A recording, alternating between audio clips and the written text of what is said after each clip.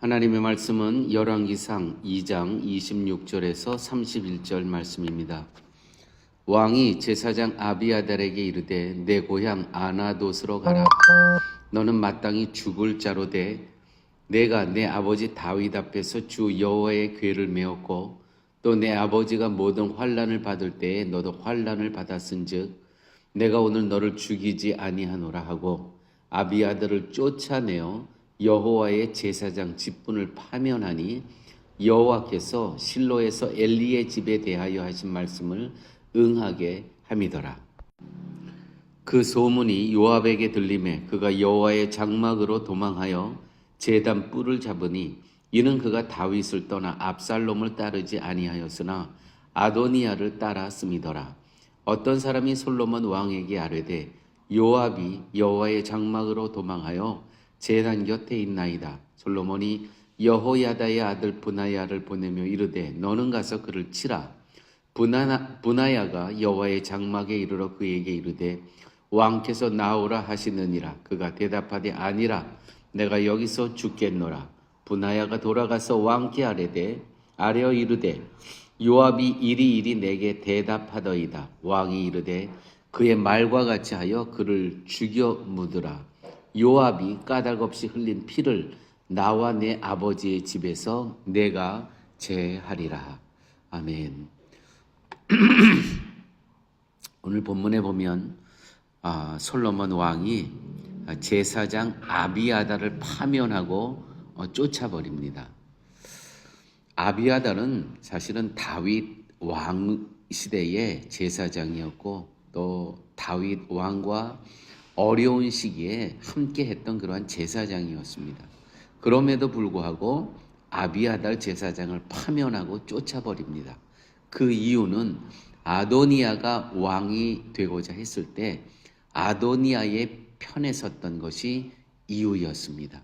아비아달은 제사장으로서 제물의 희생의 피로 말미암은 죄 용서, 즉 제물의 희생을 통해서 나타난 하나님의 긍휼과 자비를 증거하면 되는 것뿐입니다. 왜요?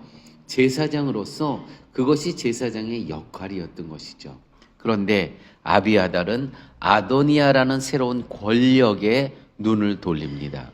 즉 제사장으로서 자신의 역할을 생각하기보다는 자신이 살 수 있고 제사장이라는 직을 계속 유지할 수 있는 길을 모색했다는 것이죠.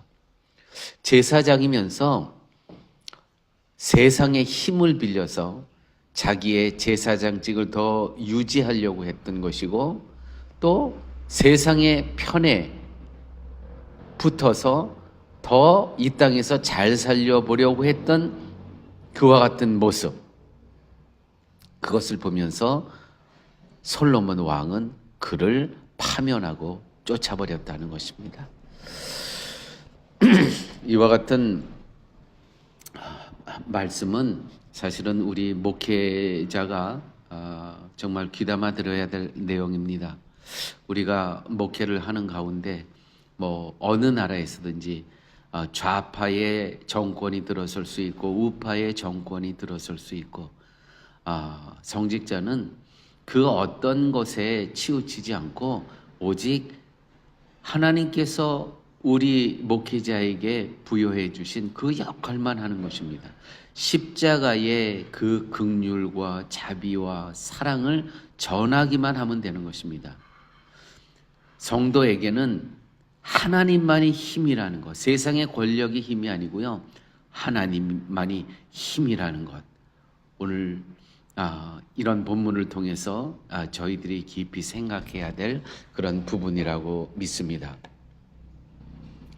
아비아달이 솔로몬에 의해 파면을 당하고 쫓겨났다는 소식을 들은 요압은 여호와의 장막으로 도망하여 제단 뿔을 잡습니다. 28절의 내용이죠.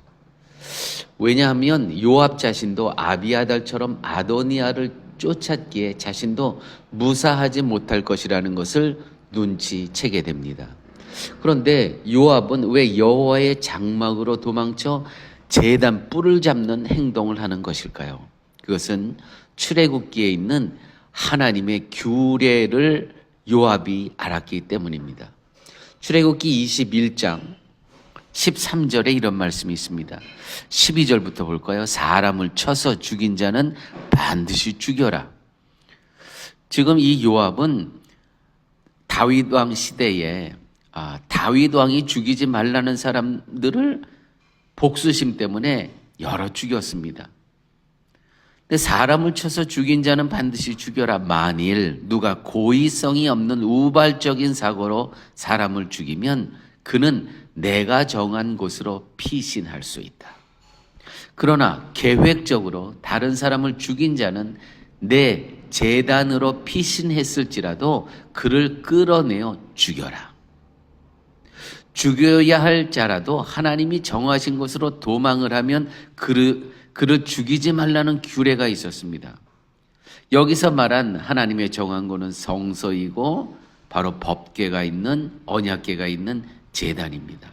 이 언약궤에 뿔이 있었대요. 오늘 본문에 보니까 제단 뿔을 잡고 여호와의 장막으로 도망하여 제단 뿔을 잡고 있었대요. 요압 장군이. 여러분, 결국 요압은 하나님의 규례를 이용하여 목숨을 구하고자 하였지만 하나님께서는 고의로 이웃을 죽인 자는 어쩌다가 실수로 사람을 죽일 경우에는 그 하나님의 성소, 법궤가 있는 그곳으로 피신을 하게 되면 그는 살 수가 있었지만 그렇지만 하나님께서는 고의로 이웃을 죽인 자는 제단에서라도 잡아내려 죽이라고 말씀하셨던 거였습니다.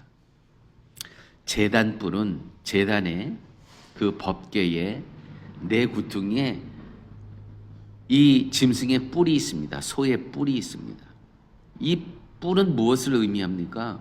제물의 희생의 피가 뿌려져 있다는 거 아닙니까? 어떤 동물이 나 대신 죽었기 때문에 이 동물의 뿔이 이 제단 위에 있는 거 아니겠습니까? 그래서 제단의 뿔이라는 것은 희생의 피가 뿌려진 곳이요 용서가 있는 곳이라는 것을 의미하는 것입니다.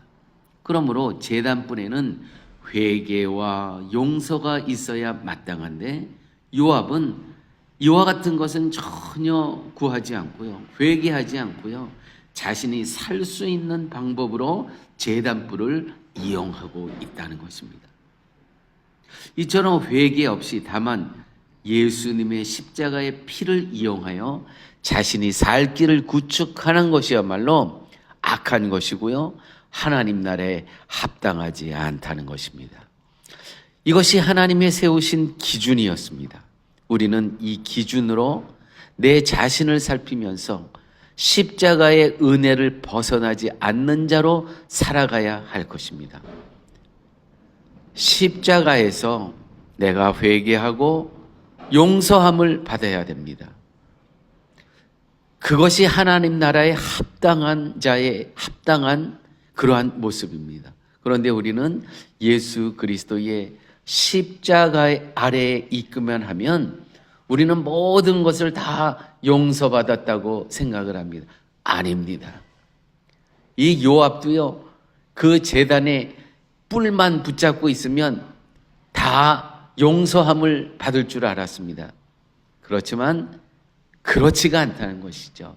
거기서 고의로 사람을 죽인 자는 아무리 언약궤 안에 들어가 있더라도 그 도피성 안에 있더라 하더라도 그 뿔을 잡고 있다 하더라도 회개가 없으면 남을 고의로 죽인 자는 절대로 용서함을 받지 못한다고 오늘 말씀에 기록되어 있습니다.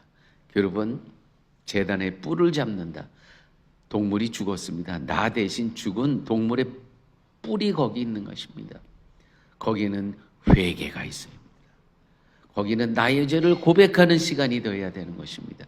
그래야 용서함이 있다는 것이죠. 아무쪼록 오늘 하나님께서 저희에게 주신 말씀, 하나님이 세우신 기준, 회개가 있어야 용서함이 있다는 것입니다. 아버지 하나님 감사합니다. 오늘 말씀 가운데 요압 장군은 하나님께서 정하신 것으로 도망하였지만은 결국 고의로 사람을 죽인 자, 아무리 제단의 뿔을 잡고 있다 하더라도 회개하지 않고 자기만 살려고 하는 그러한 욕망과 욕심이 있는 자에게는 용서가 없음을 저희들 말씀을 통해서 가르쳐 주시니 감사합니다. 오직 십자가 그늘 아래 있는 우리가 죄인임을 늘 고백하면서 하나님, 나는 당신의 십자가의 은혜가 없이는 살아갈 수 없는 죄인입니다 고백하면서 하나님의 용서하심과 구원함을 얻고 살아가는 저희로 하나님 함께하여 주시옵소서. 모든 말씀 예수님 이름으로 기도드렸습니다. 아멘.